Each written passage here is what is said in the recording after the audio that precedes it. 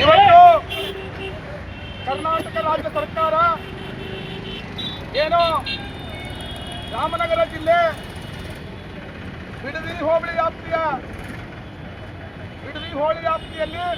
ವ್ಯಾಪ್ತಿಯಲ್ಲಿ Bengaluru integrated township ಯೋಜನೆಗಾಗಿ ಬೇಕಾಗಿರ್ತಕ್ಕಂಥ 9,600 ಎಕರೆ ಪೈಕಿ ಇವತ್ತು 516 ಎಕರೆ ಜಮೀನನ್ನ ರೈತರಿಂದ ಇವತ್ತು ಒತ್ತಾಯವಾಗಿ ಸ್ವಾಧೀನಪಡಿಸಿಕೊಳ್ಳಿಕ್ಕೆ ಹೊರಟಿದೆ.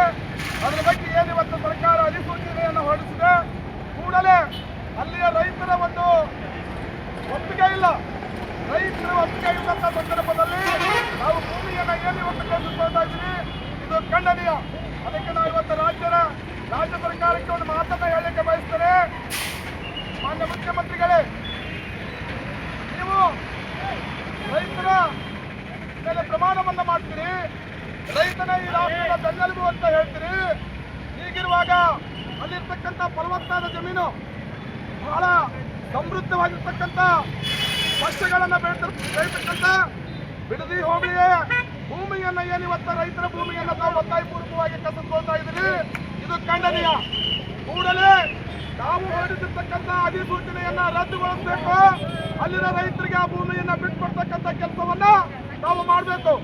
ಒಂದು ವೇಳೆ ತಾವೇನಾದ್ರೂ ಇಂಥ ಒಂದು ಕೆಲಸವನ್ನ ಮಾಡ್ತಾ ಇದ್ರೆ, ಅಲ್ಲೇನು ರೈತರು ಇವತ್ತು ಹೋರಾಟವನ್ನ ಮಾಡ್ತಾ ಇದ್ದಾರೆ, ಆ ರೈತರನ್ನ ಬೆಂಬಲಿಸಿ ಇವತ್ತು ಕರ್ನಾಟಕ ರಕ್ಷಣಾ ವೇದಿಕೆ ನಮ್ಮ ನಾಯಕರಾಗಿರ್ತಕ್ಕಂಥ ಪ್ರವೀಣ್ ಶೆಟ್ಟಿ ಅವರ ನೇತೃತ್ವದಲ್ಲಿ ಇವತ್ತು ಬೀದಿಗಿಳಿದಿದ್ದೇವೆ. ಇನ್ನೂ ಕೂಡ ಕರ್ನಾಟಕ ರಕ್ಷಣಾ ವೇದಿಕೆ ಬಹಳ ಉಗ್ರವಾಗಿರ್ತಕ್ಕಂಥ ಪ್ರತಿಭಟನೆಯನ್ನ ಮಾಡಬೇಕಾಗುತ್ತೆ. ಅದಕ್ಕೆ ದಯವಿಟ್ಟು ತಾವು ಅವಕಾಶವನ್ನು ಮಾಡಿಕೊಡ್ಬಾರ್ದು. ಇವತ್ತಿನ ಇದು ಒಂದು ಸಾಂಕೇತಿಕ ಹೋರಾಟ.